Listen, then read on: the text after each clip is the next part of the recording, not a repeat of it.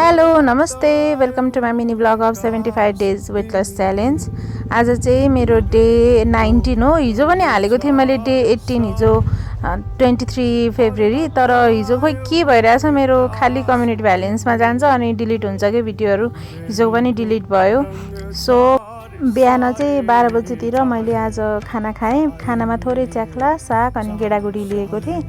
अनि अचेल चाहिँ बिहान खाली पेटमा जिरा पानी पनि खाइरहेको छैन। अनि एकछिन 10-15 मिनट वर्कआउट गर्थेँ, त्यो पनि गरिरहेको छैन। बिहान बिहान बाहिर जानु परेर। अनि दिउँसो मैले 4:30 बजीतिर 2टा फुल बोइल्ड अन्डा खाएँ। फुल नै खाएँ अन्डा चाहिँ, किनभने फेरि मलाई डिनर एकदम लाइट गर्नु थियो। अन्डा चाहिँ फुल नै खान्छु भनेर फुल खाएँ। अनि बेलुका चाहिँ मैले 6:30 7 बजीतिर भनौँ न यो थोरै अलिकति काजु बदाम अनि त्यसपछि किसमिस नट्सहरू लिएँ।